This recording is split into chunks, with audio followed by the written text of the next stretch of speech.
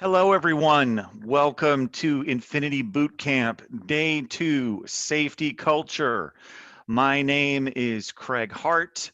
I am here today with my co-host, Mr. Mark Ray. Very excited to have you all with us here today. We had an incredible first day yesterday. For those of you that were not able to join us, um, you missed out on really a fantastic speaker, Tony Hoff, with the executive loss control specialist with Napa River Insurance. Man, that is a gentleman. He is passionate, he is ethical, and to have someone like that in your corner sharing what to do so that you can be the best and continue to operate business, it was just amazing. And we're going to do a rundown here momentarily of some of the high points that he shared with us, and then once we get through that, we will talk with Amber Rodriguez. Now, Amber, she's a wonderful follow-up to the things that Tony shared. Amber is a client of Napa Rivers, and embodies a lot of what Tony shared yesterday, in addition to having a fantastic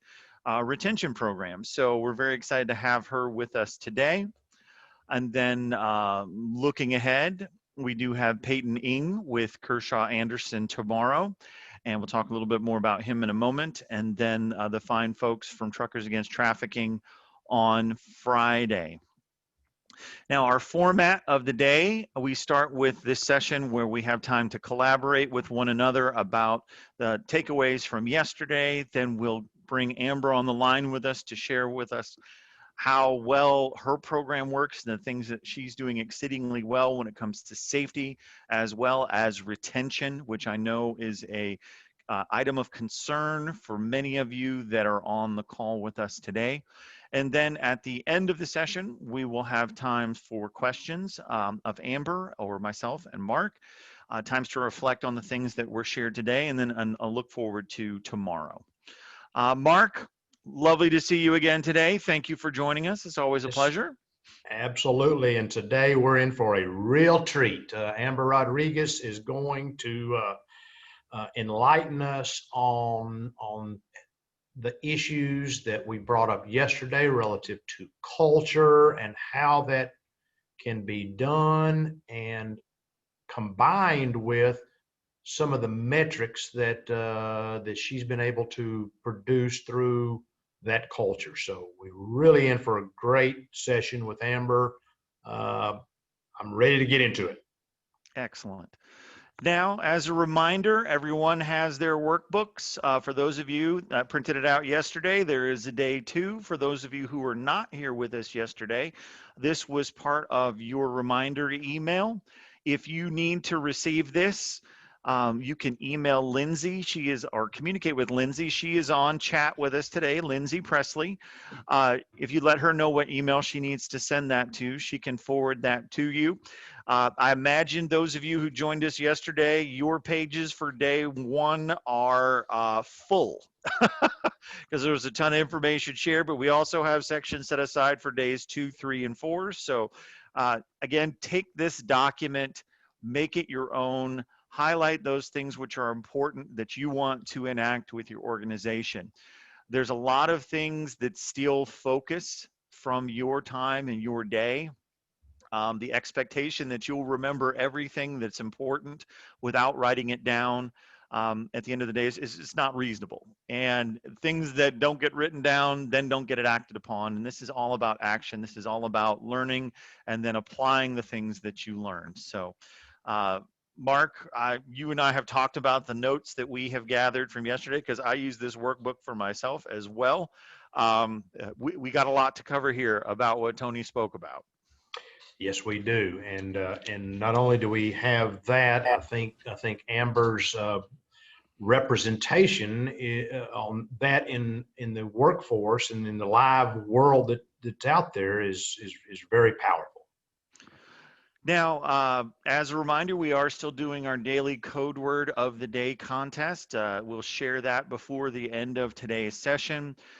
For those of you playing along, we do need to have each code word for each day, so all 4 code words total, and that will put you into a drawing for an Amazon Echo Show 8, which is the fanciest version of the Amazon Alexa devices that are out there right now. Includes a video screen that you can even chat with people using. So it is super cool. It can be something very nice for your own home or office, or you could even make it some sort of incentive for one of your drivers to take advantage of as well. And then our special offer reminder, we will have a new offer for you all today at the end of the presentation, and it will pertain to some of the things that we talk about in today's discussion, so stay tuned for that. All right, Tony Hoff, Executive Loss Control Specialist with Napa River Insurance Services. I finally managed to say that correctly the first time without flubbing it, so yay me. Um, Tony is one of those people who's intimately familiar with the underwriting process. He knows what a good safety culture looks like. He goes out, he visits clients, sits in their office, sometimes spends the entire day with them to evaluate their program. And he can tell you very quickly, just from the level of engagement that he gets from an organization, who is actually committed to safety culture and who is mostly going through the motions. Now, Mark, you and I have spoken with this about commitment to safety culture. Tony had a great line yesterday that safety culture is doing the right thing for a long period of time. And I know that that's something that you and I both agree with. It's not something that yes, you can affect positive changes in your organization in a relatively short period of time if you're looking to benchmark and improve on your metrics. But to be able to demonstrate that to an insurance company, they're going to be looking at your last 5 years of activity, your loss runs, your claims, the amounts that you've paid in premiums. It's not just what is happening to your organization in the moment, it is over time. And also what becomes very clear to him when he visits with people is your executive team participating in this safety culture, or are they just signing off on a check because they know they have to have insurance to be able to do business? And that executive buy-in, Mark, that is huge, because they are watching. The underwriters are watching, and they can tell when that's not there. Yes, it's an instinct, and the item three, be a real partner.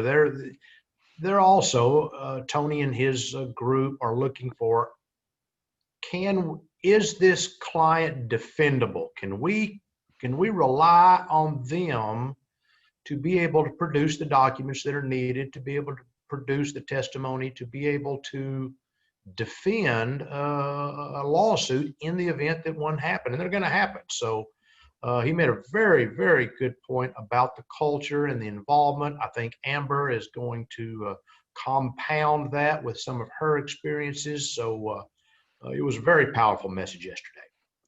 Now, these 5 points, when he shared them yesterday, he undersold them a little bit. And I almost wanted to correct him at that point because I thought this was actually tremendous. So to run through these quickly as he shared them yesterday, know the process, know what the underwriting process entails, know what the documentation is that your underwriter is going to ask you for. Now, he shared us a pretty long list of items that your underwriter will potentially look for, up to and including your safety training records.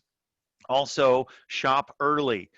Don't wait until the last minute to get your bids in for insurance. The underwriter is also looking at that as a gauge of, is this an acceptable risk? If you are providing the information they need 3 months in advance versus the guy that's providing it to them the day that their previous policy expires, they are watching that. Take some risk. He talked in depth about retaining some of the risk for claims that can come up in a year because of the high costs associated with even the smallest dollar amount claims.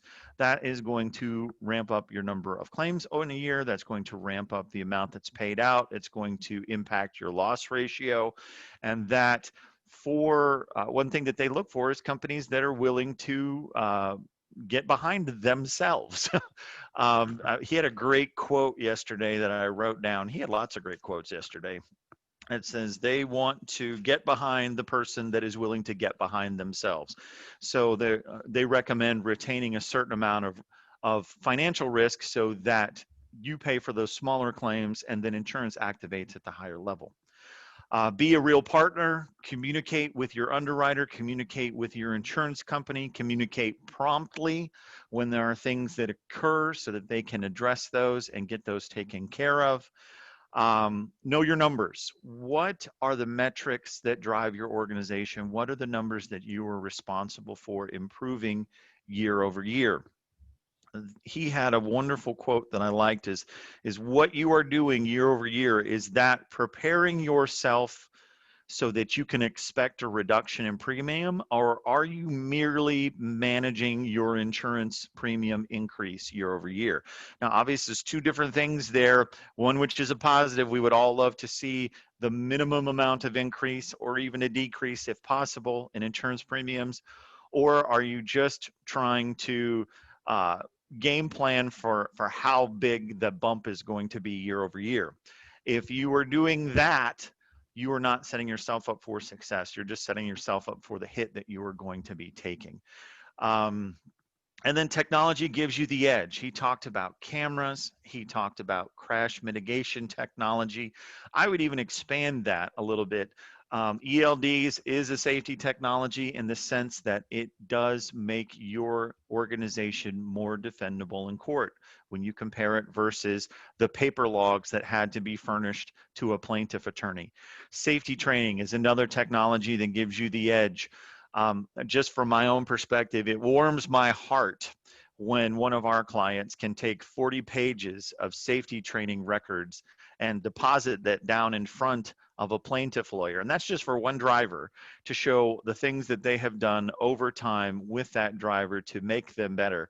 When you do things like that, it does cause plaintiff attorneys to skew more towards settling than taking you to court. If you were a harder fish to catch, um, they want to settle. They are settlement machines. That's what they are. And the more that you make that easier for them to do, because you're going to make it very hard on them in court, you should. So the technologies that you are embracing and taking advantage of, yes, there is a cost to them to participate. There is a cost to get that into your trucks, but you will realize that back in savings. You will realize that back in that footage that shows that your driver behaved correctly, that that accident that they were involved in, they have no liability in because they were doing the right thing at the right speed at the right time, both their hands on the wheel. A couple other things to dovetail into safety training. The state of our world, the state of our industry, speeding is out of control right now. As a after effect of the coronavirus, um, and speeding tickets way up, accidents and claims are up. What are you doing proactively to address speeding with your team? We have not even really technically hit that spring speeding bump either when the weather gets nicer and the western half of the country decides to put the pedal down. So speeding is out of control. Speeding is something that you can address with safety training. Cell phones are the new impaired driving. What are you doing to address distracted driving with your team? Mark, what was it, the statistic you shared yesterday? Is 71% of truck crashes have a component of distracted driving.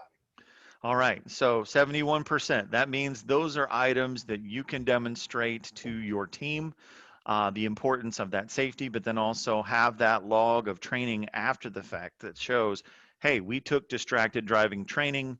Here is our policy that we communicated out to our drivers. Here is the training that we did quarterly to show them how serious we were on this subject. Again, these are steps to protect your drivers, to protect the public, also to protect your company. I think, I have talked with other people over at Napa River before. Some of them think you should do distracted driving training every single month. Now, obviously, the frequency of safety training that you do is up to you, but with frequency, it becomes habitual. Safety does become habitual with your drivers. It becomes an expectation. I know that's something that Amber is going to share with us today because she does regular scheduled training with all of her team. Um, So incorporate safety training, get those logs of that training completed. If it's with Infinit-I, great. I know we have the training that fills those needs and have multiple items so that you can vary what that looks like over time. Any safety training worth its salt is going to have something to address these basic challenges. So take advantage of that for yourselves, your drivers, and the general public. Mark, anything else that stuck out from Tony yesterday? I know he covered a lot of ground. No, sir. I think the big one was the culture and the involvement that of your non-driving staff, to include upper management, shop, dispatchers, everybody. The insurance risk assessment professionals are looking for that, and that can always be done through online training. We can certainly facilitate that. The other thing I would mention, I know Amber is a user of the new an updated i3 platform, That's and correct. she has multiple terminals. She's not she's located up in the Mile High City, beautiful Denver, Colorado, but she has multiple terminals, and the i3 system is really easy to get to the field even through remote terminals. So if you've got multiple terminals and you say, "Oh, this sounds good," but I think we've got a lot to listen to on how that i3 platform works. One thing I know that you and I have discussed before, Mark, is this idea of simulating a crash with your organization so you can determine how quickly you can get your hands on the documentation that you would need to, how you have your response plan factored out, who needs to be in contact with which parties, who needs to be in contact with the driver, who needs to be in contact with insurance, who's responsible for getting the documentation together. That might not be a bad idea for organizations on our call today. If that's not something that you have ever done before, Mark, I know that you've had some experience with this. I mean, it's basically uh, you don't have to look that far. I mean, most organizations are going to have records of a crash that was suffered by one of their drivers in the past. To use that as a template to create a fake event around which your team can respond, so that in the event that they have a real situation, that they respond in the correct way, and put you all on the best footing going forward. Yes, you might be surprised what holes you've got, and I would take that to the next step to also do a mock deposition. Are you prepared to? And that's going to be covered in detail tomorrow with Peyton, the pros and cons, how to prepare for a deposition, which keeps you out of that nuclear verdict bucket that's out there. Now, some folks asked for access to a replay of yesterday's session because there was so much information on there. It was probably hard for some of you to write it all down. We do have replays available for attendees at this link I've got on the screen right now. We will be adding to that the replays from every day. So go ahead, copy that link down, save that to your computer. We will be adding to that over time. Lindsay shared that in chat as well, so you can just click on that and put it in your browser. Obviously, don't do that right now because we're about to hit you with some brand new knowledge, but I know that there are going to be people on your teams potentially you're going to want to share this information with because there's just so much good stuff going on. So, Craig, I would also ask the listening audience to put, if they would in the chat, put down their one or two takeaways that they got from yesterday, just to share with the group. What hit Yeah, you what are the yesterday? two things you know you need to be doing now after the presentation from Tony that you can implement right away? I mean, everything that he shared are things that you can act on immediately. Drink the Kool-Aid. Drink the Kool-Aid. Is the whole team drinking the Kool-Aid? It's the safety Kool-Aid. It's where we're at. All right, now as those folks add into chat, as Mark mentioned, we have Peyton Ing joining us tomorrow.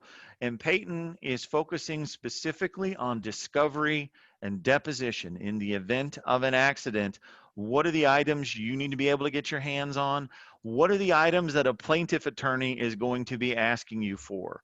Also, when you find yourself in a deposition, what to do, what not to do. He's even going to go specifically into things you do not say in a deposition to protect your organization. So if you have team members that have not been in a deposition yet, but potentially might find themselves in as a member of your group, have them join us tomorrow. There's going to be wonderful, wonderful takeaways from Peyton that they're going to need to know. And Peyton, all he does is defend trucking companies. This is his world. So he is in our corner. He is our guy, and his perspective on how trucking companies need to be portraying themselves, how they need to act in depositions, what they need to say, how they should respond is invaluable. All right here. Now, as we mentioned several times already, today's special guest is Amber Rodriguez. She is the safety director with Supreme Auto Transport out of Longmont, Colorado. Now, in the spirit of full disclosure, she is actually a client of Hudson's and embodies a lot of what Tony shared on the call yesterday. So we'd like to bring her on board with us right now. If we can turn on her camera and her microphone. Amber, you there?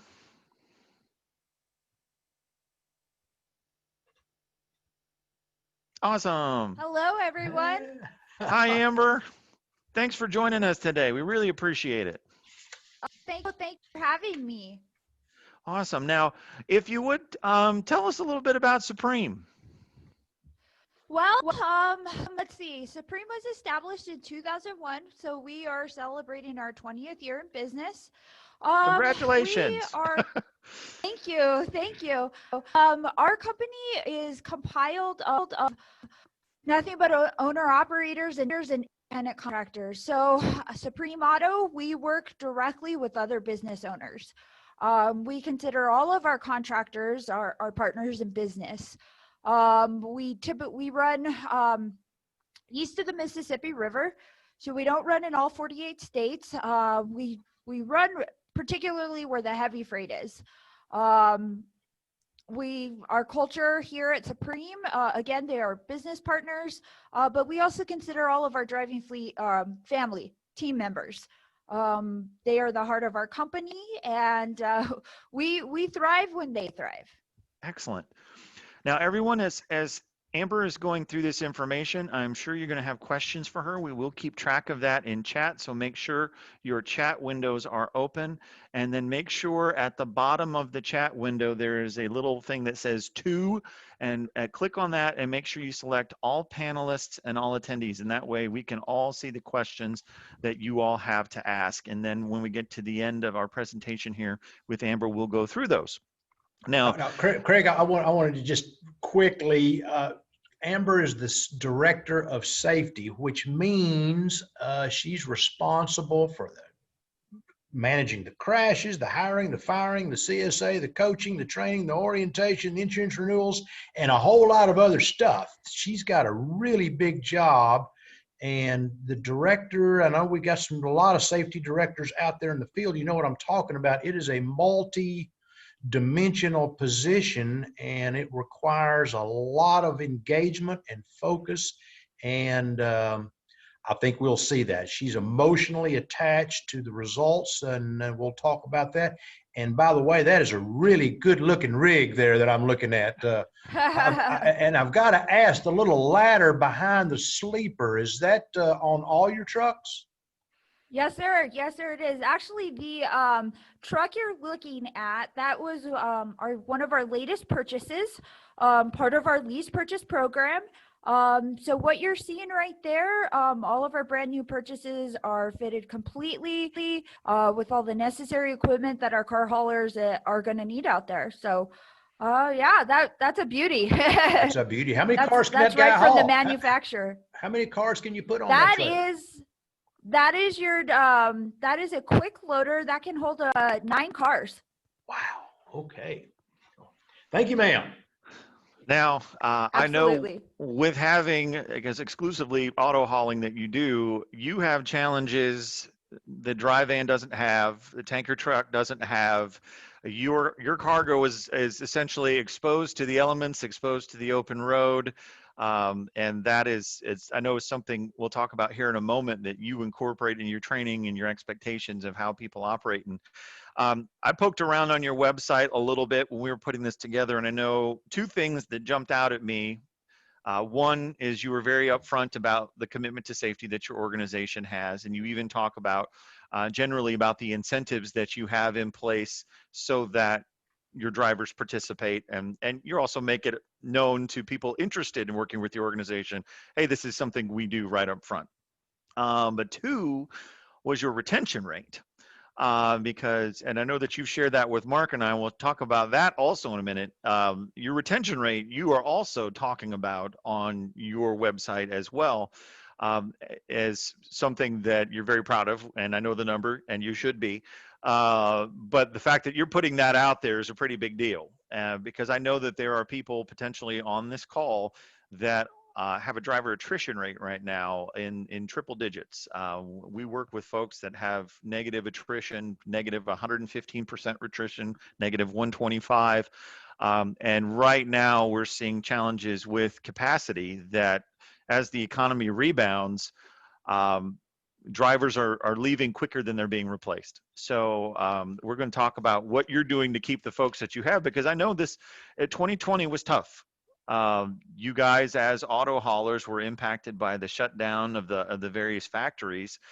And that caused you to have to switch gears a little bit. I mean, you were hauling freight in parts of the country you don't typically operate in. Oh, absolutely, absolutely, absolutely. So like I said, typically under normal circumstances, we're not really going east of the Mississippi line. Again, our office is here in Colorado, and it's actually a rare treat that one of our contractors is out here for an in-person visit. But during the shutdowns, when the manufacturers began to close, we ran freight that was on the ground. There were still vehicles on the ground that could be shipped. But after that, we really had to get our dispatch team really had to get creative. And we were taking loads and routing guys clear up to Oregon, Washington, California. Suffice it to say, as far as permitting, I learned a lot. 2020 really expanded knowledge about the different permits necessary going out west. Well, of course, just like anybody, we did take a pretty significant financial hit, but ultimately, the core of our team remained. A lot of our contractors kept busy, kept working. And so we were really grateful for that. At the end of 2020, when it all was said and done, we were extremely grateful for all the experience for everything that we learned throughout 2020. And by the end of 2020, you guys were back in growth mode. I mean, that 142 number on there, you just bought those trucks.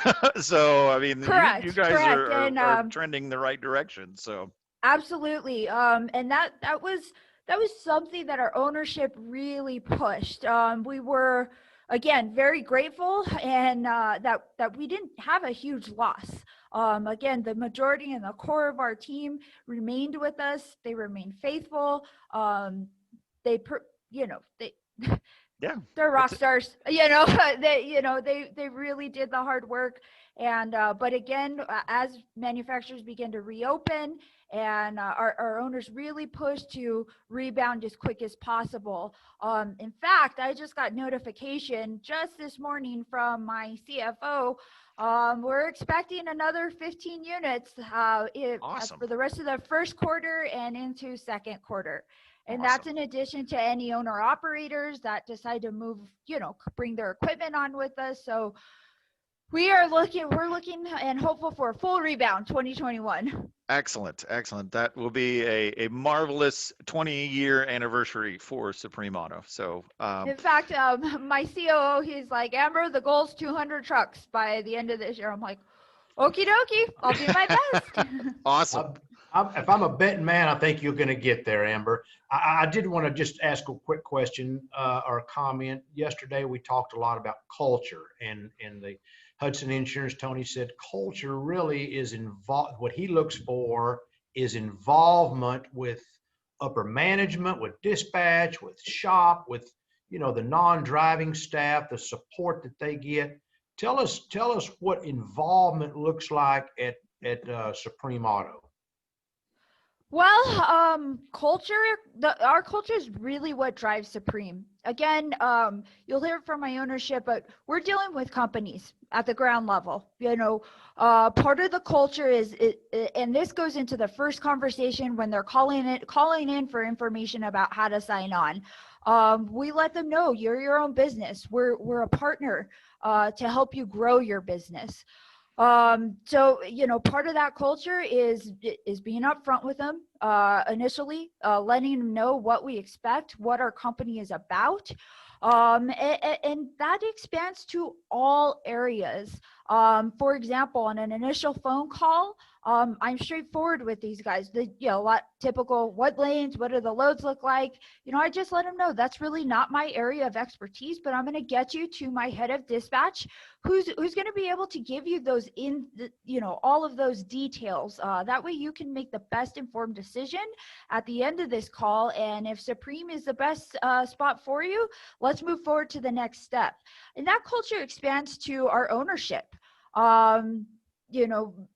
Again, I'm not familiar with all other operations, but specifically here at Supreme, our ownership, they're right there at the ground level. From our CFO to our president to our COO, they have engaged in multiple conversations with our contractors, from settlements to purchasing new equipment to anything that is making our partners in business not so happy, for their explanation. That our culture is what drives us here at Supreme. Absolutely. I think you mentioned to us that your COO, your CEO, president of the company, even you and your right-hand gal, Katie, who helps you in the safety department there, everybody has your cell phone numbers, and anybody can call you at any time, and you will take that call. Absolutely. So that's correct. That's absolutely correct. Part of what we initially give them when they're bringing on is a Supreme Auto contact list. And on that contact list, you have our 3 owners, clearly listed there. Those are their personal cell phone numbers. They open themselves up to any of our contractors to call them at any point in time. And that includes me, that includes my head of dispatch, that includes our terminal managers. I can't tell you how many times I've received an evening phone call from a contractor, not necessarily an emergency, but hey, can you explain this to me? I'm sorry to bug you at home, but can you walk me through this? Sure, absolutely. I'll take the time away and do my best to explain to them. And I always make sure that I follow up on the next business day and just, making sure I covered all details, giving them the opportunity to ask any other follow-up questions. Very engaged, very, very much engaged. I think something we had talked about before is now, like we're dealing with companies, but behind those companies are people. And everybody has a story, when you're dealing with those people. At the end of the day, we're all people just trying to pay the bills and put our kids through college. So we like to get, on a one-on-one level with all of our business partners. That's awesome. And it's obviously paying dividends for you. But tell you what, let's start with the safety program. Obviously we know you do safety training because we partner with you to do that, but I know that there are other elements of your safety program beyond that. The expectations that you set for your drivers when they start with you on day one, to how they operate over time, how they can bonus. I guess let's talk safety training first. Okay. You do kind of the perfect model that we recommend. When we talk about safety training, there are really 3 main areas. We've got your ongoing training, so your folks that get that stuff over time, just good habits that they need to be hearing to keep them percolating around in their brain in case they need them. Your corrective action folks, your new hire orientations when you're bringing somebody new on board, and then I guess the 4th one would be one of the items that you send out that are custom, that you own. So you do quarterly training for your folks, every quarter, in, out, and what I find interesting is that I know with a lot of our customers, they sometimes rely on our client success team to help them come up with ideas of things that are pertinent. But you're like all amount. It's just you and Katie. You guys know exactly what you're doing, what you want in any given quarter. And I guess just what a peek behind the curtain there of how do you figure out what you want people to be training on every quarter? Sure. Yeah, specifically with ongoing training, I really, part of my daily process, and I do it every day, Monday through Friday, I get onto the FMCSA portal. I log in, I check on any, first category I check is crash events. I've been surprised there before, but for the most part, our guys are very good at reporting things in a timely manner and following the processes and procedures we have put in place. The next category I'm checking is, of course, inspections to check out anything new. And I follow our numbers, our CSA numbers every day. Obviously, as many of you know, those CSA numbers are gathered due to activity on the road. For example, last quarter of the year, and to kind of piggyback on what you were talking about a little bit earlier in the presentation, speeding and unsafe driving. We were not exempt from the 2020 speeding pandemic, I will call it. Certainly hit us greatly. It definitely bumped up our overall numbers in unsafe driving. So that was the topic of the quarter. About the unsafe driving category in general, and we did speeding specific training. And so I really review that. I look at the challenges that, am I seeing a lot more vehicle maintenance? Am I seeing, let's see, anything to do with unsafe driving? Am I seeing hours of service? So I really analyze the numbers. I hear the different challenges in speaking with our drivers, things that they have questions about. September, third quarter of 2020, we were gearing up for the new hours of service rules that rolled out in late September. So we touched a lot on that. So it's just really looking at your own numbers, knowing what those are, and listening to your fleet, and really diving in and listening intently on what the needs are out there. This first quarter, I believe we are going to be assigning the Truckers Against Trafficking training for all of our fleet to do in honor of Trafficking Month here in January. So that'll be quarter one, and they will have till the end of this quarter to get it completed. And I'm happy to say we have some good numbers on completion. We don't let that fly under the radar. No, I know people on this call are going to think that we planned that way, but actually we had involved Truckers Against Trafficking in our boot camp several weeks before we met Amber and had a chance to talk with her. So it's a happy coincidence that you guys are now newly on board with that program as well and are incorporating that into your ongoing training. Now, before we delve more into the ongoing training, with your safety program, you do talk about incentivizing that. You do talk about, there's rewards if people do what you ask them to do. So in addition to completing their safety training, and typically with your safety training, how long do you give them to finish that if it's just the ongoing training? Ongoing training. So for example, I'll use it this quarter. So this was Truckers Against Trafficking. Actually was assigned this week.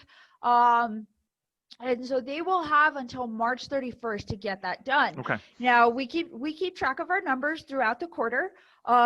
We send out Monday, Tuesday, Wednesday. My sidekick Katie, she sends out, daily reminders, update your ELD apps, make sure you're getting your quarterly training done. Let's keep it proactive, get it done. And we really track those numbers as we get closer to that March 31st deadline. We utilize our teammates at the terminal managers. They're the ones that are seeing these guys actively day after day. So, we give them a list. These are the guys that need to complete training in your area. Please make sure to remind them. We call, we email. So it's kept in their ears quite frequently. Now, let's say we get to that March 31st. What happens? again, we're back on the phones. We're working with our terminal managers. You know, we're making those direct calls to the guys that haven't done it. Here's where it comes in. Once we get past that March 31st deadline, sorry guys, you've had a whole 3 months to get this done. You will not be getting another load until this training is completed. And that is a great incentive to motivate them to get that completed. I'm happy to say that that list is really not long at the end of the quarter. You know, and we've explained tirelessly to each of our contractors, here's the reasons why we do it. You're never too old to learn something new. No matter how long you've been driving, no matter, you know, how many years of experience, you don't remember everything throughout your career. So I've gotten, you know, a lot of comments from our guys that indicate, oh, you know what, I learned that a long time ago. It was refreshing. It was really helpful to me. You know, so it's about, again, engaging with your people. As far as incentivizing, well, I'll go ahead and let you take it from there. And, you know, before I dive too far off course, because I can go on all day. I hear you. I hear you. So, okay. So safety training needs to be done on a quarterly basis. What Ongoing, else? correct. Ongoing. And then what else is part of that safety culture? What are the other things? What are the other boxes that they have to check so that they are compliant, or you can even get rewarded for it? Correct. So as far as incentivizing, we do roadside inspections. That's a big one. We give monetary rewards for individuals that do well. Let's see. A level one roadside inspection. So a level one inspection, checking everything, cleaning violation, not even wait for inspection. The individual is going to receive a $200 credit to their settlement. For a level 2 and a level 3, they were receiving a $150 credit to their settlement. So, you know, that's right. From what our guys are telling us, it's a lot higher than the industry standard. So, who doesn't like to get a little bonus for what they're doing correctly? So to confirm some of that, so I think we lost you on the audio there at the beginning of that they have to have clean inspections. Correct. Correct, and that you incentivize by the level of inspections that they achieve. So you've got different thresholds. If they, you know, if it's a full inspection, there's a higher dollar amount associated with that versus a lower level inspection. Absolutely. That's correct. Okay, then obviously the big one is no accidents in a year. I know is part of that as well. So because you don't want people to qualify for safety bonuses. Correct. No accidents. Awesome. Let me move here forward. I've got a quick question for Amber. You said you checked the CSA portal, and let's just say you checked the portal, and one of your guys got put out of service for didn't have a light working. What would you do? Well, initially, obviously, that's a key one. Out of service. It really doesn't matter why they were put out of service. The reason, as soon as I see that little red exclamation mark on our portal, the first thing I'm doing is I'm calling the driver. What happened? You know, that's my first sentence. You know, I see the inspection reported to the portal. I see that you got put out of service. What happened? I allow the driver to, you know, explain the situation. From there, you know, I immediately tell them we need those repairs right away. If it's something to do with vehicle maintenance, once I get that, then I begin my process. I assign them the online training. I send out the written warning letter that they receive, and I give them a specific deadline to complete that training. Obviously, the training they're receiving is directly in line with the violation received. And then you keep that in their permanent records as a countermeasure. And again, that I'm thinking about lawsuits and being able to provide documents. Absolutely. You have documented that he did online training based on whatever that out of service event was. You've discussed it with him, so you've got a blended online as well as And if he's a remote terminal, I would assume your terminal managers have a little counseling session as well. Absolutely, absolutely. We involve our terminal manager a great deal. Now, and I'm glad you bring that up, Mark, because something that we had put in place.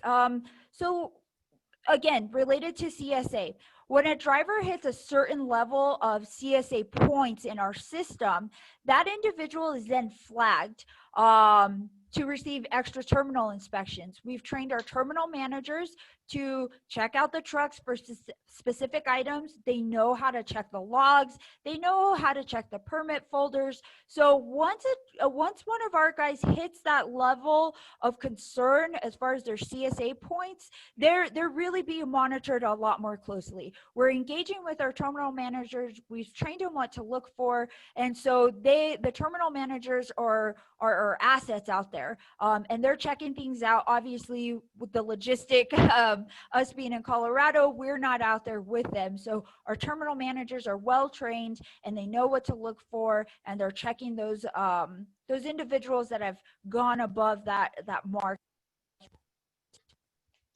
Now, also because you have those multiple locations, you also assign training out to your terminal managers. So everybody gets the training. It's not just driver specific, correct? Awesome. All That's right, now, absolutely correct. All our terminal managers, they have engaged in various trainings. yeah. So no one can say, "Oh, you don't get to do it. I've got to do it. Why don't you have to do it?" And I think that's important. I'm sure that is something that Hudson looks at, Napa River looks at when they're looking is the culture from top down, and that aspect of it is included. Now, just to take a look at your new contractor orientation. There's different schools of thought in the industry, and I'm sure you've heard some of this before, that you can't make owner operators do safety training or do any kind of training that they choose not to do because they're independent contractors. How do you set the table for your owner operators that this is what we do? I know you've got an orientation because you had that last week when we were going to talk, and you're like, I can't talk. I got an orientation. A guy just Correct. came in. So Correct. and I That's understand how correct. important that is. If the guy comes in, you talk to him, you don't talk to me. Yes. So do you put that in writing? How is that communicated to that owner operator Yes. that we do safety training? It's an expectation of you. It is right there in our company policies, and that's some of the first documentation that the new contractor receives. We make sure to update our own company policies frequently. If there's something old in there that just doesn't work for us as a whole, we change it. So that's a documentation that's constantly updated, whenever necessary. That brings up New a good point, contractor. actually, Sure. because keeping track of the policies that you have, folks on the call with us today, that can be a potential area that plaintiff attorneys can go after. They will literally go through your company handbook and find out the situations where you did not apply the policies which you put in writing. So if you have something designated as a company policy, you should have it on an update schedule as well for review. Is this still something that's pertinent for our group? Is this something we need to update or change or get rid of? Because you don't want that documentation to then be used against you at a later time just because it happens to be in writing and no one took a look at that employee handbook that's 100 pages long. So that's a great takeaway, is that's updating your company policies at some regular rates so that they work for you rather than against you. Awesome. Craig, I'd like to just ask the audience before we move on to items like retention. Is anybody, any of the listening audience, have any specific questions for Amber on training assignments? And I know you get a little adverse weather conditions from time to time in Longmont, Colorado. We do. So I was just curious if anybody out there had any specific questions on what she has had success with on training. Well, while we're waiting then to populate, you do also have some bilingual needs for your folks out there. And you do take advantage, I know, of some of the Spanish language content that we have in the system. I think our catalog right now is about 300 different items that have been translated into Spanish. Oh, excuse me. I know that that's something that is probably going to continue, just as you continue to add new trucks. The need for that grows. I guess when you're determining, do you have in the system in Infinity Workforce i3, do you have your drivers broken out by language preference as a way to assign that training out? I guess how do you organize it so you know who needs to get the right one? That's a great question, Craig. The way I have it organized out in the platform is by terminals. So for example, the terminal that really utilizes the Spanish languages are guys out in Miami. Given the multicultural diversity in that area, of course, they are more than compliant. They do well in the English language. But when we're talking about retaining that information, we want them to learn, and we want it to be successful for them.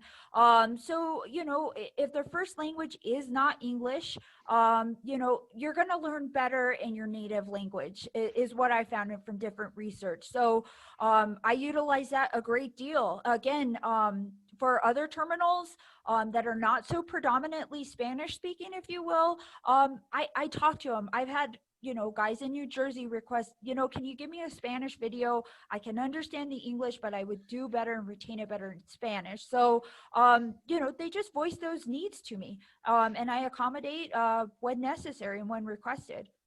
No, I think that that's something that gets overlooked is sometimes we feel that, okay, we can just take something in English and just shove it into Google Translate, and it's going to come up with the correct technical terminology, legal terminology that actually exists in Right. another language. And that is not true. If you put That's not fifth always the wheel case. into Google Translate for Spanish, it comes back as spare tire. So there is definitely communicating in a language they understand, communicating accurately in that language is tremendous. And it does increase, I think, that retention level, because it is something that they are seeing you do on their behalf, to make sure that they are included in the initiatives that you do. So I don't think that can be understated. Now, someone had a good question here. Amber, how do you handle a driver or contractor that is, to put it nicely, technically challenged, that may not have a smartphone or a tablet that they could run the training off of?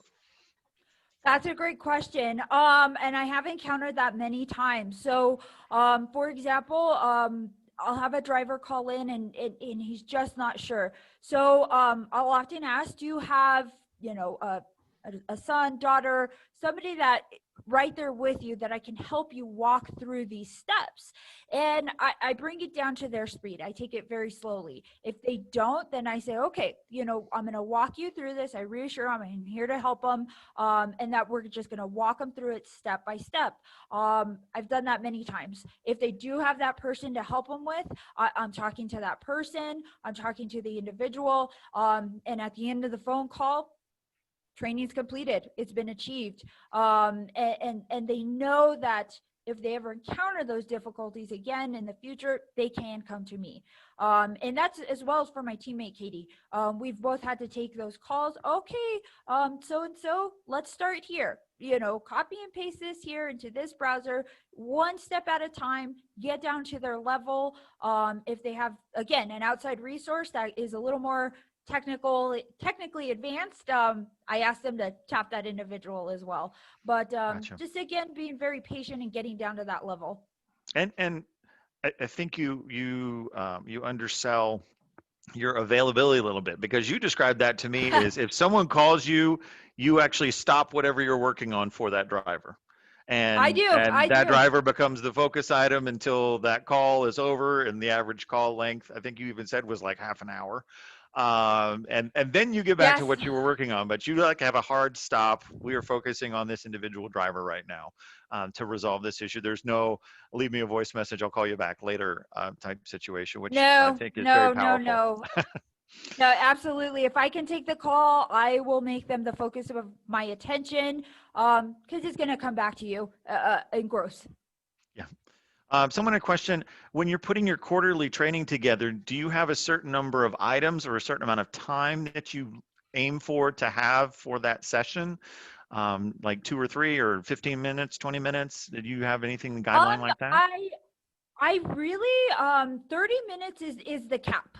Okay. You know, I really try to keep really get good content. I try not to go over 30 minutes if it can be avoided. Again, you know, these guys are out there. They're running freight. They're dealing with all the outside things that we don't have to deal with here in the office. They have families. They're multitaskers just like many of us are here in the office are, excuse me. So I do try to accommodate really no more than 30 minutes. There has been times that we did go over, and we're very clear about that. You know, in the email when I get I'll send a group email to all of our contractors, letting them know, hey, training has been assigned. And I also just, you know, bluntly honest, it's going to go over 30 minutes, but it's a very important content. And so, you know, 30 minutes in a whole quarter, come on, guys. You know, Yeah. I think we can all spend 30 minutes doing other things. So It's 10 minutes a month, 10 minutes a month. it, So it's worth the investment of your time. now, one thing we haven't talked about yet is corrective action. So when your people misbehave, you have a couple different ways that you tackle this. And I also want to dig a little bit into that log violations, but let's go ahead, tackle corrective action for an individual. So you have a driver speeding in a work zone, they get the ticket. How do you typically address that? So again, speeding in a work zone, that's a great one.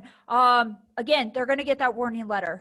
Again, because speeding was such an increase for us, we've added monetary fines to that, Okay. depending on the level of speeding that they're hit for. And then from there, they're getting very intense speeding training. You know, I dive into the catalog. I look up anything under speeding. Corrective action training, I'm sorry, there's not a cap. I'm going to give you as much training as I can. I'm going to get it timestamped. I'm going to make sure you get it completed. And I'm going to give you a deadline. If you come close to that deadline, day or two before the deadline, you're getting a phone call and a reminder email from Amber Rodriguez. If you've gotten to that day, sorry, man, I'm going to keep calling and bugging you and emailing you until I see that certificate of completion hit my inbox. If I have to go beyond that, which is it's rare at this point, if it goes beyond the due date, again, I'm sorry, guys. It's it's good for you to get this training completed because, as I'm sure the speaker tomorrow will go dive into, especially dealing with independent contractors, you're just as liable in the event of a lawsuit. So that's how I like to spin it to these contractors that, hey, it's not just going to be Supreme being hauled in for the lawsuit. Your name is going to be on that as well.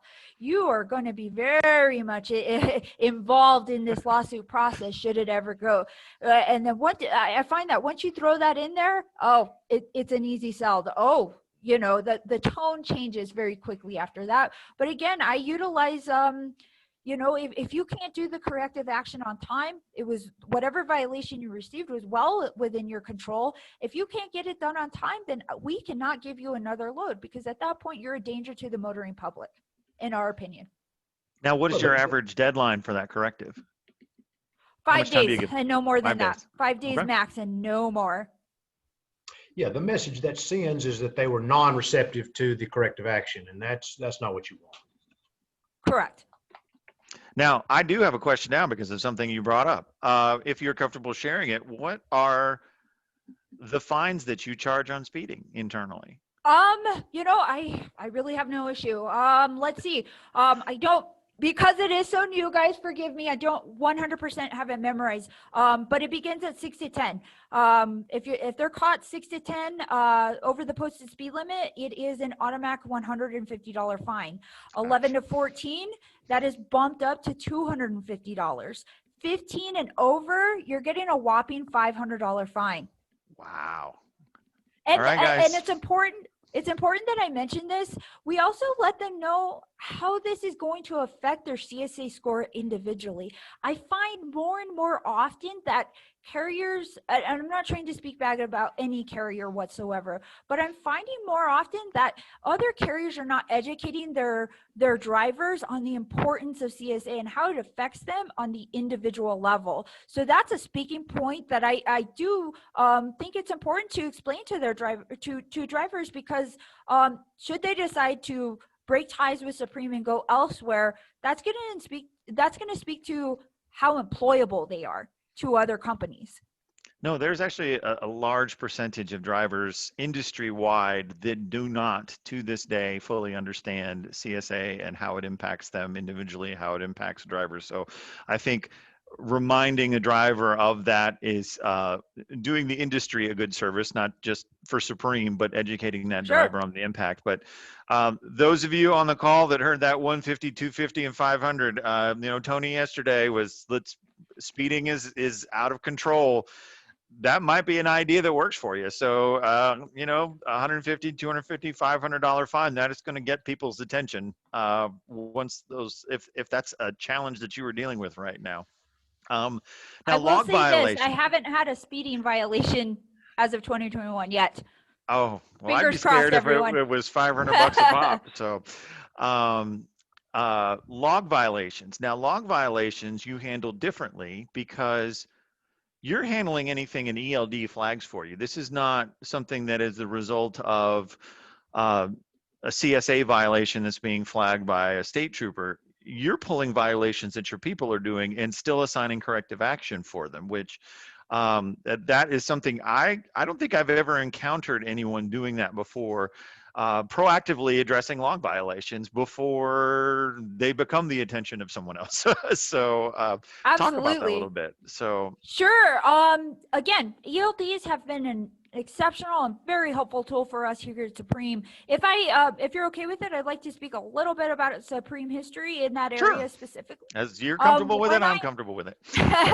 when I came on as the safety director here at Supreme, man, guys, we were in the 90th percentile when it came to hours of service.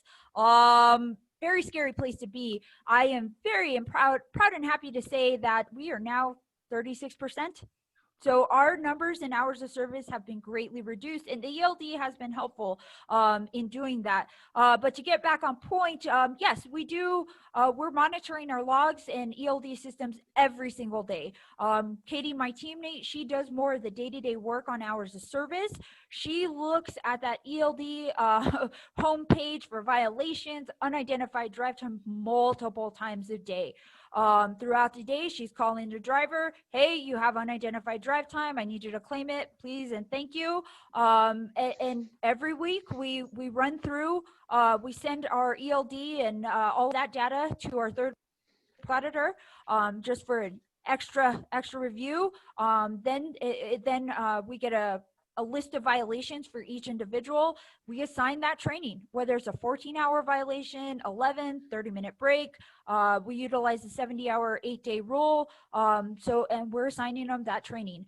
Again, obviously it's on an internal audit, but anybody that has dealt with an FMCSA audit, compliance review, they're checking that stuff out just as we should as a carrier.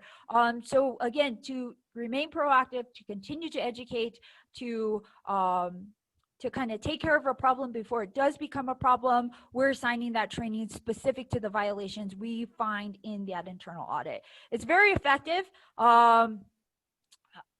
Now, if you were to ask the driver, it might be a bit of an annoyance, but again, it educates them, because if we're seeing the same violation over and over, something is not clicking.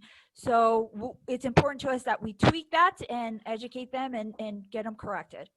And you do those log violations, those go out monthly. So they're not like the correctives that go out instantaneously. Correct. For that individual infraction. Correct. You've got like, these are our log violations of the month of December. These are our log violations for January. That's correct. And they go out to those people specifically who are part of that. So no, I think that, well, obviously it's had a tremendous impact on your CSA number to take that from It really in the 90s down to 36 at 60-point improvement. I mean, you're getting creative with how you're addressing these issues and getting ahead of them, and it's paying dividends. So that's Absolutely. tremendous. So for those of you on the call, If you're experiencing log violations, are you getting ahead of those? Are you responding to your ELD data, or are you responding to the ticket? So if you're not responding to that ELD data, it goes back to what we talked with Tony before yesterday. If you've got this technology and you are not responding to the information that it gives you, it is not helping you get ahead. We did have a couple questions here. What ELDs do you all use? We utilize Keep Truckin'. Keep Truckin', awesome. And just a moment ago, you talked that you employ a third party that audits your data to make sure that you are not missing anything when it comes to infractions and things that you can respond to. Who is that third party that you guys use? We're using Rare Lytics. Okay. Awesome. So there might be some folks on the line that want to take advantage of that. So and to do a little shameless plug, if I will, Rare Lytics is also really we also utilize their CSA side. So it's a really great tool because, again, guys, when you're checking your FMCSA portal, they're not tallying the individual driver's points, how that affects it. Rare actually does a fantastic job. It's up to date. When I hits the portal, it hits the Rare system. So it really tallies out violations. So it's a great tool to communicate that data to your driver on that individual basis. awesome, awesome, awesome. All right, here we've got questions flying in fast and furious right now. Do you have a fine structure in place for distracted driving? So if someone gets a ticket, they're caught using their cell phone, is there anything associated? Do you have a fine for that, or are the fines? I guess what do you fine we do for? actually. Okay. Okay, so just recently we updated our again, like I said, our speeding violation. So when speeding is a factor, there's a specific and individual fine when it is speeding. Now that kind of parlays into our overall corrective action schedule, and it essentially, so let's go back to distracted driving. If somebody gets a cell phone violation, they are going to they're going to receive the corrective action according to our overall schedule. So for your first offense, and it's a rotating 2-year period. Again, information falls off our side after 2 years. It falls off the driver's side after 3 years. So it's a 2-year rotated schedule. Beginning with the first date of their violation. So first time somebody gets a violation on the road, whatever the violation is, they get a reprimand letter and they have to do some online training. Second time it happens in that 2-year period, another letter, more training, a $250 fine. So let's say, guys, and this is how the speeding and our overall schedule works. So let's say guy gets a distracted driving, and that's his first offense in a 2-year period. Okay. Second offense is, oops, I got caught speeding. Well, okay, I got caught speeding 11 to 14. Well, that's now your second offense. So you're going to have a warning letter training, a $250 fine for your second offense, plus another $250 because you got speeding. Dang. So I know it sounds really mean, guys, but it's effective. At the end of the day, it is quite effective. What I also like to communicate to my guys is, how much would the FMCSA be fining you? To the driver, Well, that, and you're balancing that out with the positive enforcement as well. I think you've got a very strong stick for those that behave badly, but you also are rewarding people for doing the right thing on the front end as well. Absolutely. And are upfront about that. So, and the fact that you're not having to assess these fines in large measure, even though they're in writing and have been in place, I mean, that obviously there's a level of respect there that your operators have for you, that they get it. Absolutely. So they Yes. are drinking your safety Kool-Aid, to quote Mark and They Tony. are, thankfully. Do you have anyone that is using, because you have owner operators and they're often operating their own vehicles, do you have anyone that's using pre-2000 equipment that gets that ELD exemption? We do. It's a limited number, but we do. Just, I would say, maybe 10 trucks out of our entire fleet, maybe at this point. Okay. It does make it a little bit more difficult. because again, some of those guys, we have to go back to the standard paper log. But those individual, I have to say, guys, with my example, I really don't have too many log issues or problems or anything of that nature. I don't know if that's just pure luck. But what I can say is those individuals that are running on the exemption, they've been with us for 10 plus years, and they know the name of the game. They know what our culture is, and it's been a part of them for some time. I don't think they want to be on the receiving end of one of Amber's counseling sessions either. We've got the next custom content. I can't wait to hear a little bit about how you can train your guys to get those cars on those trailers and get them off without having windshields torn up and all the things that go around hauling cars. Yeah, let's talk about that. So custom content as a big umbrella, and I know that you kind of tackle different things with different pieces of custom content. For example, your Keep Trucking training you have uploaded to the system so that drivers can access that for learning how to do basic functions with the ELDs that you all use. But that's, I mean, you also have the human touch that you talk about, your holiday newsletter. You were sharing with us about what that entails, and Mark and I even took a little bit of a look at your landing page for your drivers. Yep, absolutely. So every month I put out a new safety newsletter, and I have Corey Tatum, our representative with Infinit-I. She posts that for us and make sure that's up and running.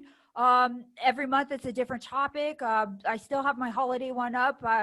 Sorry, can't get out of the holiday group quite yet, but it's there, and it's communicated to our drivers front and center right when they're getting on the training. Then, as Mark indicated, we do utilize custom content, and hopefully in 2021 we're working on getting more custom content, because car hauling is a slightly different, a little bit specialized. Now, we're not hazmat, but there is technique that goes into it. Part of the initial training that all new contractors have to complete is our avoiding cargo claims training. Mark, when we were getting prepared for this, he said, well, how do you train your guys up to understand and keep that damage-free that we boast about on our website, damage-free delivery? Initially, we have, part of the requirements is you do have to have a minimum amount of car hauling experience. When you're in car hauling, it's a standard industry. It's standard industry knowledge that the person hauling the vehicles, until it gets to the dealership, and the dealership, the driver, are the sole party responsible for that, no matter what happens to that cargo. So anybody who has that experience, that's already been drilled into their head numerous times from previous employers. So number one, they do have to have car hauling experience. But number two, before they come on with us, we give them supreme individualized training, avoiding cargo claims. How do you notate a bill of lading properly if there's pre-existing damage? What do you do in a situation at a dealership when damage is found? Best practices, contacts, who do you get in touch with when there is pre-existing damage? What do you do when there's valid transport damage? So that is all covered in our avoiding cargo claims training. This year, we are working on a video. We're working with some of our trusted contractors with many years of experience. And we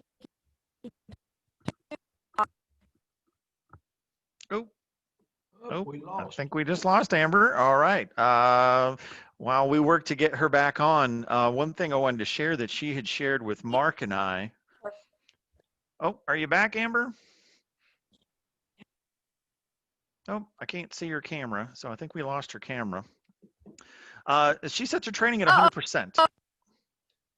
Oh, you there? Yay, technology. I think we got her on the line. I can't see her, but Amber, can you hear us? I can hear you guys. Let's see. Awesome. Maybe the camera was the problem. So let's run without that and see if that helps with the connectivity challenge there. All righty. Yeah, cool. My camera just all of a sudden decided not to work. Sorry, guys. That's okay. It happens. It's happened to us even on these boot camps, so don't feel bad. Our record is 3 times in one presentation for a guest speaker, so you're good to go. But your training that you assign out is 100% pass. It's either 100% Yes. pass or they fail the session. So what is your rationale behind picking that threshold? Because I know in the system you can actually designate different pass thresholds if you choose to. You can, and that's what's really great about the platform is you can tweak it and customize it to your needs as a carrier. Here's a we do choose to do pass fail, and again, this lines in with the reality is everyone CDL holders. You have those commercials all the time involved in a crash with the CMV driver, so the unfortunate reality is that's something we're going to have to deal with. So as a company on a whole, we have taken the option to do pass fail because in the event that we are in a deposition, in a lawsuit, we have found that they're going to focus on the margin of error. That's a very good when point. There isn't a pass fail.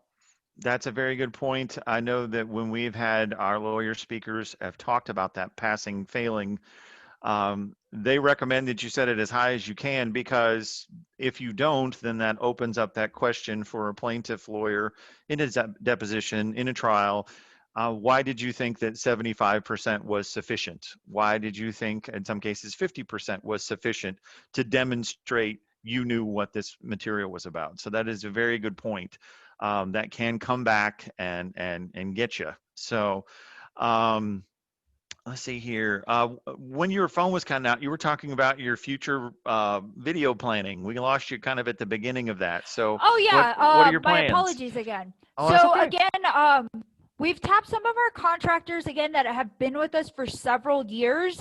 We're working them logistically and planning out. We're creating videos on how to proper number of straps to use on each individual vehicle, how to secure all the other equipment that is on your vehicles or on your equipment, I should say, how to in active real time, how to again take care of the bills of lading. You guys know as well as I do, it's not about the actual hauling of the cars, but it's about the documentation. So we are working on custom content for that, specifically for Supreme Auto drivers. And it's really cool because it's guys that they've seen out on the road, guys that they see at the terminals, truck stops. So we think it's going to be really fun and relatable for our fleet on as a whole.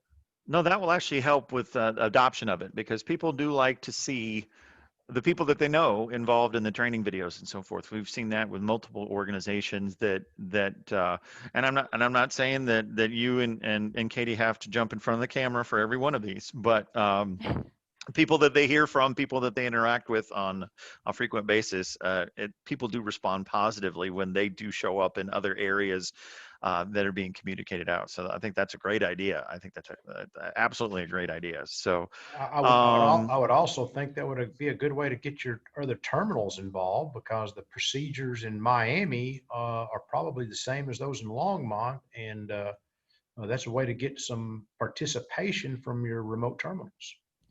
Correct, Mark, correct. And actually, some of our terminals are going to be the locations of these places, because our terminals are actually located right there on the manufacturer's property. So, we're one of the carriers on the areas. Again, it's very notable because those are locations that they are personally going to be frequenting. So we'll be talking about policies and procedures on how they should act, on how the manufacturers want them to follow while on their property as well. Excellent. Well, those are all great ideas. So, all right, here, let me keep on going through my PowerPoint. Now, just as a quick plug, Craig, sure. Does Vertical Alliance offer video production services? We do have a video production team. Not only do they build the content that we provide out every month to our customers, but they also have the ability to build out custom content as well as a special production project. So that is certainly something that is available as an option if someone wants to go that route. Our philosophy on custom content is it doesn't need to look like a Hollywood movie. We have people that provide us videos that they've shot on their smartphone that are just as effective, just sitting in the parking lot of their lot. I know we've looked at some videos here of people that were There's one old gentleman, it was Lindsay actually, who shared this with us. It was an older gentleman who was videoing a younger driver at a truck stop doing the safety check, the pre-trip inspection, the post-trip inspection on their vehicle when they had pulled in that night and then were leaving the following morning. And that older gentleman had nothing but positive praise to say about this individual, but he shot it on his phone. But it was powerful video. So it doesn't need to be super fancy, but if it's something that you would like to have a higher production level for, that's absolutely something you can explore. If you are already a client of ours, you can reach out to your client success representative, and they can actually get that ball rolling for you. If you are not a client of ours, you can reach out to Lindsay, our contact there on chat, and she can get you additional information about that so that you can take advantage of it. So absolutely. All right here. So we've lined out a couple of these points already. We have not talked about your actual driver retention number yet. So if you would reveal to the folks in attendance with us today, what is your driver retention number? Well, as of 2020, I'm happy to report it was, we were talking about this on the preparation for this, but we're at 25%, Attrition. which Okay. is attrition, Yes. which is great. So again, we're continuing to grow, but on the average in years past, we were below 15%, on the people we lost. Okay. So 75% retention rate, 25% attrition. That is well above the industry average. That is fantastic, and I'm sure we'll continue to improve, especially with the things that you have shared with us that you want to do. That attention to the drivers and the focus on that human touch and that contact point, the fact that any of your 150 plus drivers, soon to be 150 plus drivers, can get a hold of the CFO, the CEO, the COO on their own personal cell phone, I think is tremendous, because one of the consistent reasons that comes up for why drivers leave a company is that they don't feel that they're being listened to, that they don't feel that they're being acknowledged, and that they exist out in a bubble by themselves, and that corporate doesn't care if they're there or they're not. And it's quite obviously from the steps that you all have in place that you do make it abundantly clear to your team that you care, that they have access to you when they need you and not just when it's convenient for you. And I think that is tremendous. So I appreciate you sharing those details with us. Oh, and one other Yeah, thing sure. I wanted to ask, because you do talk about this on your corporate website, what is your damage-free arrival rate for freight? A damage free, we are happily about 85% damage free. Awesome, awesome. I'm sure that will only continue to improve. So I think Correct. not everybody on the call understands that with auto haulers, I mean, it's your drivers who are loading those vehicles onto that trailer. So it is not just moving it from point A to point B and expecting people to load and unload that. I mean, that is your guys doing that. So there are additional steps there involved, additional training involved, additional liability involved.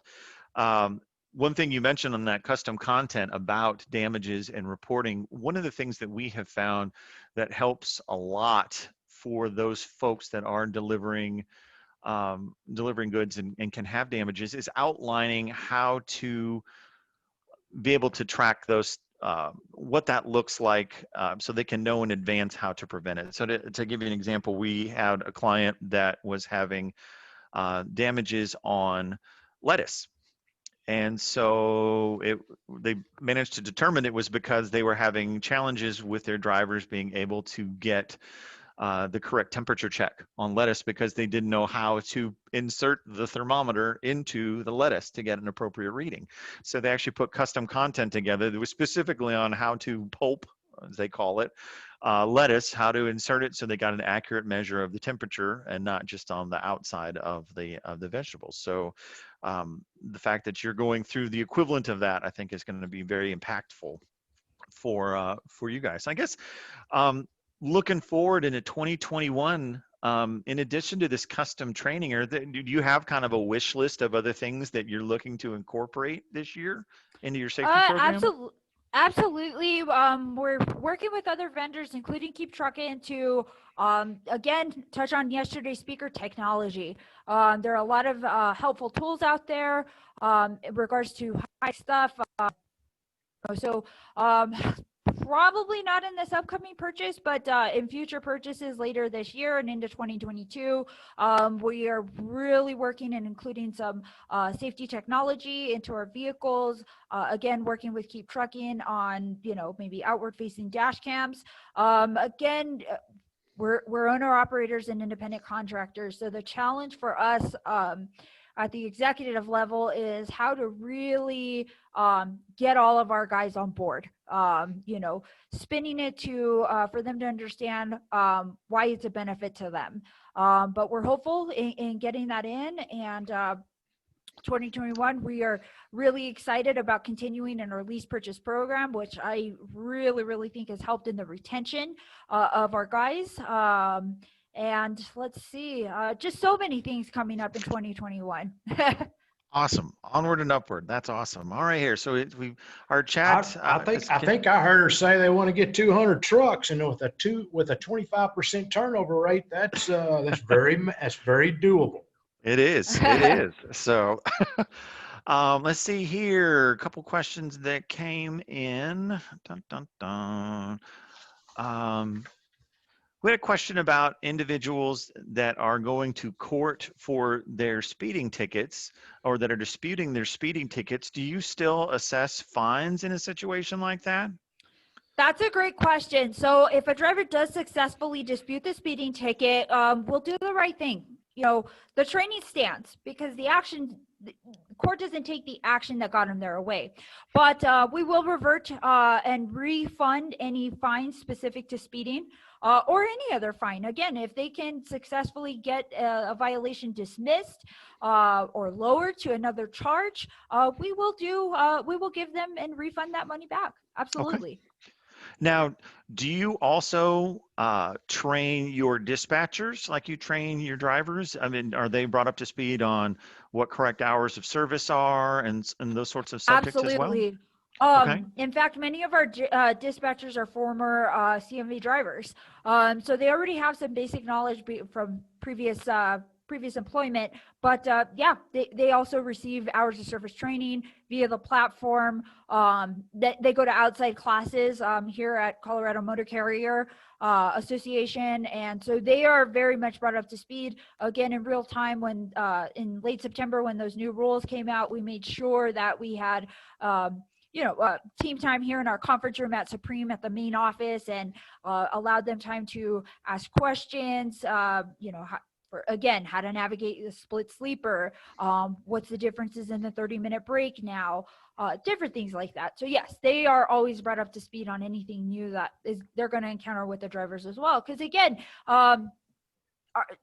a lot of times they're talking to our dispatchers more often than they're talking to us in safety. So, when they're talking to someone, they'll take that opportunity to ask whoever they're speaking with. So we want our dispatch team to be knowledgeable and have, be able to speak on that as well, rather than to say, you know what, you got to call Amber on that. Now we encourage them to, get more detailed and call us for that. And it's great communication between departments. Ryan or our fleet manager, Jim, will say, hey, I talked to so-and-so, I did the best I could, but can you follow up and make sure they have everything in line, that they're 100% on this?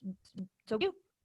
Gotcha. Now, someone asked how you keep track of speed. Is that you all use apps, or is it more based on when you receive those citations, notifications on FMCSA? Well, our GPS systems that we have in our trucks obviously allow us the additional tool of monitoring speed. Currently on the Keep Trucking that we have now, we have access to speed. So we keep that proactive. Again, just like with hours of service, they're hearing from me. If I see that their speeds are getting a little high, I'm calling them, hey, heads up, your speed was a little too high. You need to bring that down, especially when we're dealing with weather. Things are outside of our control, and we see that it could be a potential hazard. We're having those conversations. But again, it is somewhat reactive, if you will. When we get those speeding violations on our portal, we're reacting to those very quickly. But we do try to be more proactive than reactive. I understand. No, I think the proactive, obviously they've demonstrated that in multiple steps that you guys have in your safety program, that you are definitely acting in advance of bad news rather than in response to bad news. So I think that that's a beneficial takeaway for everyone on the call today. We did have a question that is not safety specific, but is about Supreme Auto Transport. And Okay. this question actually comes from Ellen Voy, and she's the president of Women in Trucking. She's actually in our audience today. She's a good friend of our organization. What percentage of your fleet are women drivers? I wish I could boast that it was a little more, but unfortunately it's about 5%. But we keep it open. Anybody that wants to be a part of our team, we're open to bring them on. And I always get super excited when I get a female out there, always Sure. very encouraging. Excellent. Excellent. Well, when you add those extra trucks this year, I'm going to presume some of them will be probably filled with some female professionals. Yeah. Yes, sir. That's correct. Excellent. All right, here. Well, now is the time we want to make sure that everybody who is in our audience right now has their chat open. We want to turn this over to you all to ask questions, reflect on what's been shared today. Amber's shared a ton of information, guys. I got pages of notes here, so I'm assuming that you do as well. Lots of great ideas, things that, I've been in this 3 years now, things that I have not heard people doing before, she is doing. So she is running an exceptional safety program here and thinking outside the box. So I know that you all have additional questions for her. So please fire those up in chat so we can ask those of Amber today. So she's got a great mind for this, guys, and she's got a passion for doing it right. So let's take advantage of that today. Let me get here to our engage slide. There we are. Also, you can use the question function on your action bar as well, and we can see that also. Awesome. Awesome. Oh, getting some thank yous in here. So, do you do anything for driver recognition, Amber? When people do well, Absolutely. That's a great question. And thank you for asking that. Driver recognition, when we're getting those clean inspections, I'm so excited every time I see them. The first call I make after I check the portal, when we have those clean inspections, is that driver. I make sure that I'm extra enthusiastic, and I call the individual and I said, you know what? I just want to let you know I received your clean inspection. Thank you for doing what you're supposed to be doing out there. Keep up the good work. You're doing a great job. Also, in our safety newsletter, I don't think we got to talk about this. The dang Zoom kept cutting us off, but I make we got sure time. We can talk about it. I make sure every month in our safety newsletter that there's a kind of towards the end of the safety recognitions. So we specifically put the name of the drivers that have received clean inspections for that month. That way they can get that praise throughout, the company. Also this year, we're working on a new program, Driver of the Year. So that's going to be for both OTR and our short haul operators. So we're working interdepartmental and of course with our terminal managers on criteria.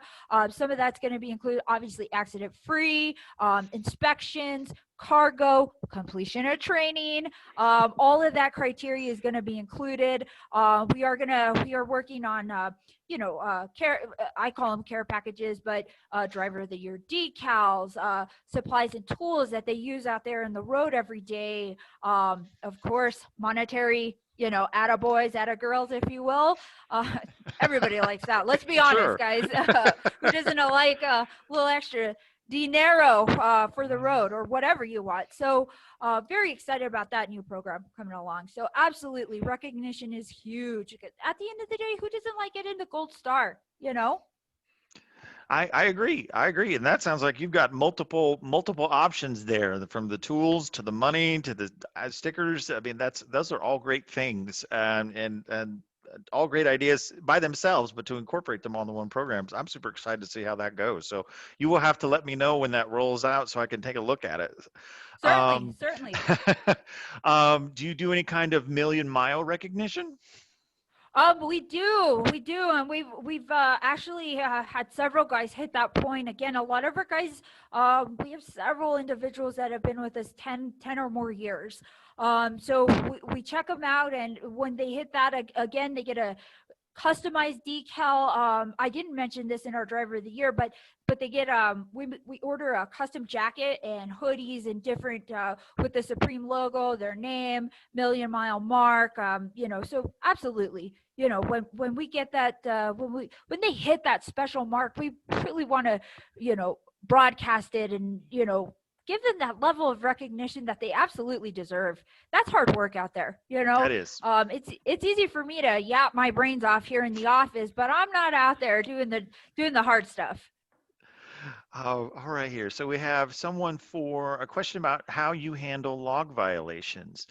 Um, so do you have a threshold that you use? So for example, if someone goes over by, say, 5 minutes, that will still flag in the ELD. Will that earn training? Will that earn a different level of training than, say, someone who goes Ooh, over an hour or two? that's a really good question. No, in the eyes of the FMCSA, which is the perspective when we're doing training, that's the perspective we try to have. Violation is a violation. Now, if we're talking about seconds, it'll be a conversation we have, but training is always with it, guys. There's not a violation that they will not have to do training for. Again, in the eyes of the FMCSA, if you're having to deal with litigation, a violation is a violation. And we have found, unfortunately, that the outside parties are really going to focus on that, even if it's a small margin of error. That's where the focus is going to be. So, no, we don't have a cutoff for a Okay. violation or Okay. 1 hour. Gotcha. Now, someone asked, going back to the technically challenged drivers that have to spend more time with you, um, do you find they are becoming more discouraged? So say, for example, they don't pass on that first time with that 100% because there's some challenges just navigating the material. Um, do you find challenges, you start to develop negative attitudes, that more pushback on future trainings? Or I guess, I have you found have that to, the attention that you give tends to mitigate that? Well, again, yes, the attention that we give to that does mitigate it. But I have encountered those individuals, they failed it, they failed it. And again, the platform's great because you can see how many times from your end that they have had to do it. So, if especially corrective action, if I'm working with somebody and I see that that individual has failed it a couple times, what I'm going to do is, again, the vertical alliance platform is fantastic because you can tweak it for individual needs. If I'm seeing that they're really struggling with the random questions, before I get too, because again, we want them to learn and retain the information that we're assigning to them. So maybe what I'll do is I'll take the random questions off and let them do it in just a one format. Then if they really are having trouble, I'll pick up that phone. I'll have them start the video. I start the video on my end. I say, okay, we're going to take a little bit of time. We're going to go through this together. Okay. I'm going to watch the same thing that you're watching. I'm going to assign the training to myself. I'm going to do it with you. Now, I'm not giving them the answers because how much are they learning off of that? But Right. I'm walking them through rewording questions. Because again, it's sometimes how is the question worded? How can you reword it so that it relates to them and they understand it? So again, it's really low tech, if you will, when you see that they're having trouble. I look at it, I recognize it, and I try to specialize it and customize it to that individual. How can I be of service to them? There's been many a times that I've had to assign training to myself, watch the video with them, and we're answering the questions together.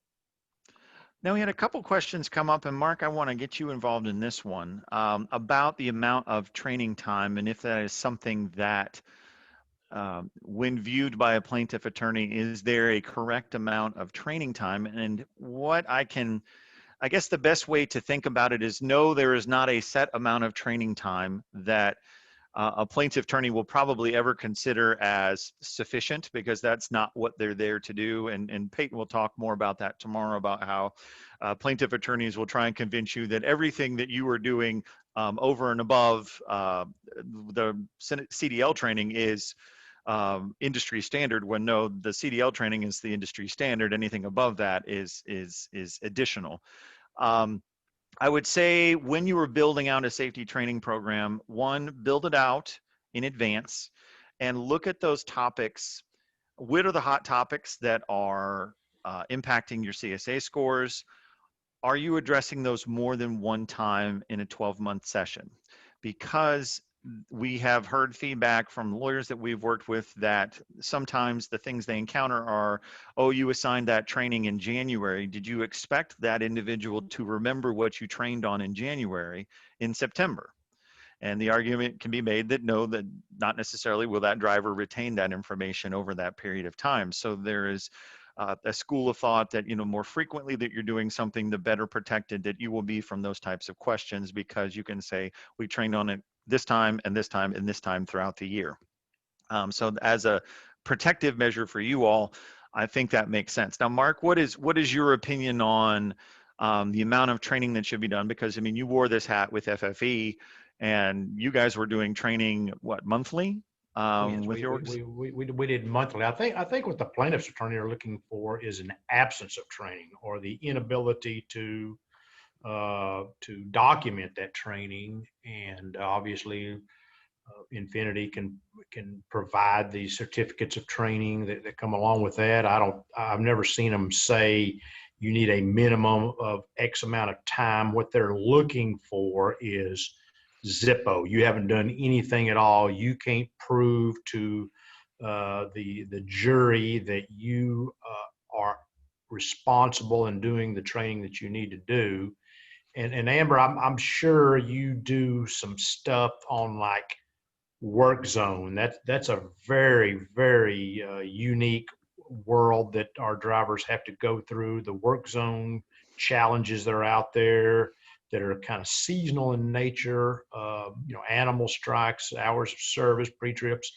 Do you have your own work zone, or do you use the Infinit-I content? In all honesty, I've used the Infinit-I content. That's part of our upcoming custom content that we're working on. For example, the Northeast, very tight in the Northeast. As far as, there's a lot of people in the Northeast. Roads, our drivers are having to constantly deal with construction zones and toll roads, different things of that nature. Out in the Midwest, unpredictable weather. So we have predominantly utilized the catalog in Infinit-I, but we are also, of course, working on custom content to get more detailed in the specific areas where our guys are running out. Yeah, and get back to your original question. I was on deposition one time where the accident was at night, and the question was, do you have documentable evidence that you trained your drivers on night driving? And the answer was yes, we do. Here it is. And of course, the plaintiff's attorney immediately said, well, let's look at his maintenance. Well, you got me on that one. So I don't think there's a time as much as there is. No, I have never done, as Amber just described, work zone, the realities of going through a work zone, the speed limit changes and all that sort of stuff.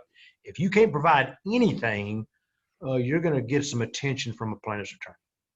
And I think as long as the training speaks to what you're seeing on the CSA in terms of violations, yes, the habitual things that show up. So your speedings, your post-trip inspection items, that is really key, because you want to be demonstrating that those are focus items over a long period of time for improvement, not just assigned 30 days before the court date for your fleet. So if you're not looking at that, that is a great roadmap. I'm so happy that Amber brought that up earlier. Looking at your CSA, that's the first thing I look at when someone asks me, well, what do I need to assign for training right now? It's like, well, let's take a look at what's what's not going right and what we can improve upon. And that breaks it down, you know, the speeding violations, the maintenance challenges.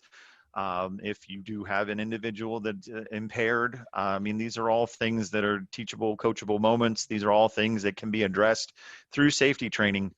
And the win there for you all is to have it as something that is consistent over time. If you are doing safety training once a year, you are setting yourself up for some awkward questions in a deposition. If you're doing it quarterly, great. If you're doing it monthly, great.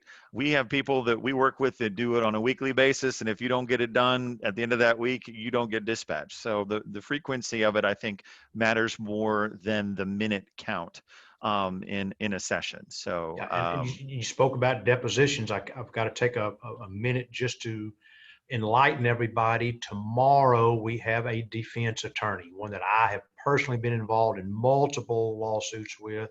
He's a defense attorney. He defends truck drivers. He defends trucking companies. You know, Amber made a brilliant point about corrective action on CSA.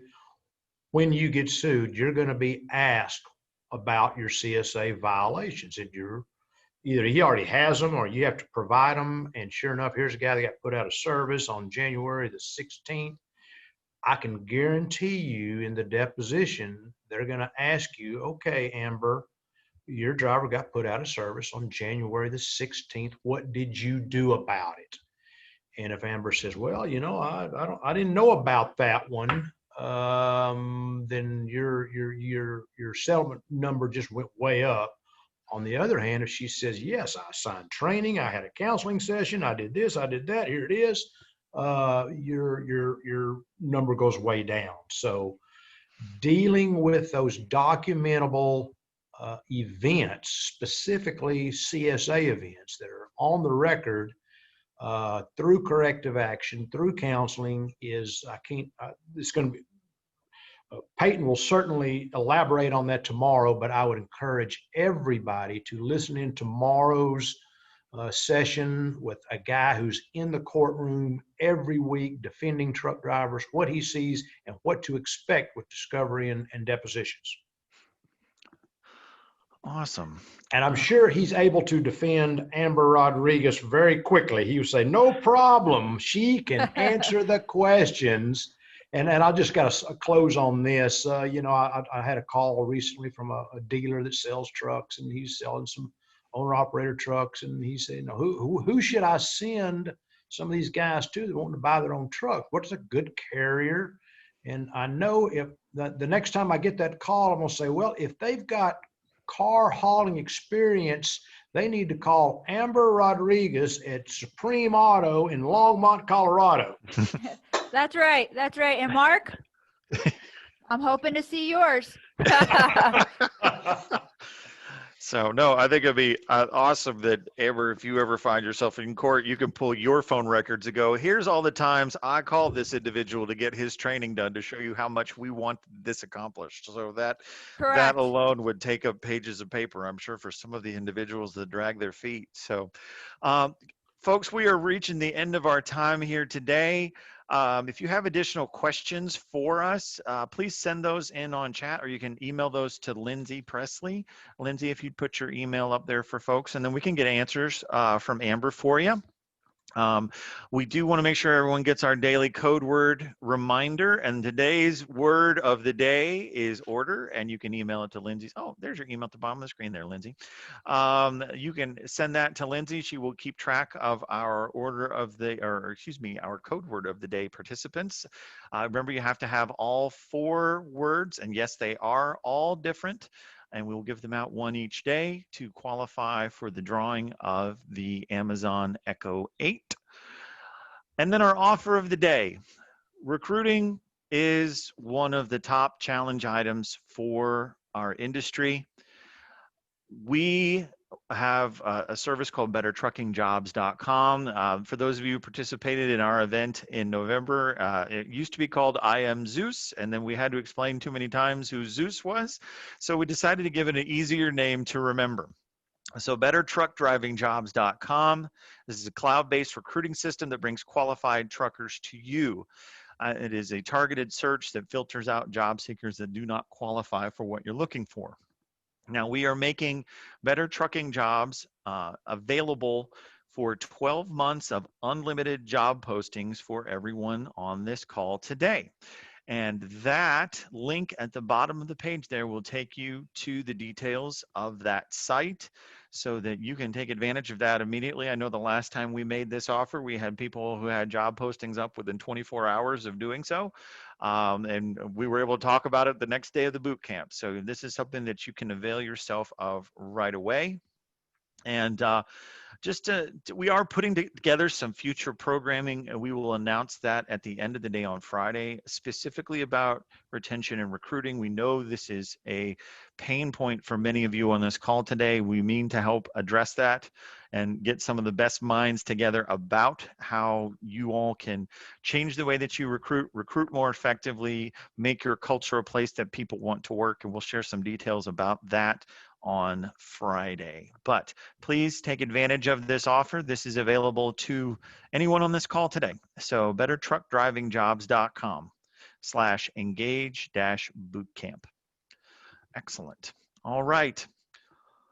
Well, ladies and gentlemen, Amber, thank you so much for being with us today.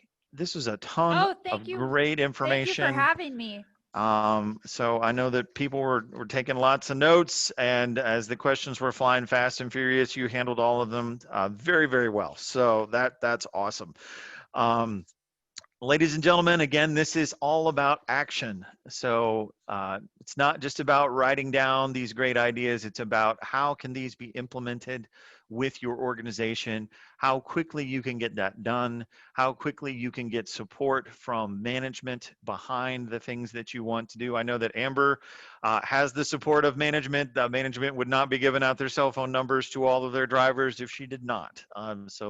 I know that's not necessarily a situation that all of you are in right now, but one of the reasons that we do these events is so you can hear from your peers in the industry that are executing on some of these ideas that you want to do, so that you can share this playback with your leadership team so they can see, yes, it does work. Yes, people are making this happen.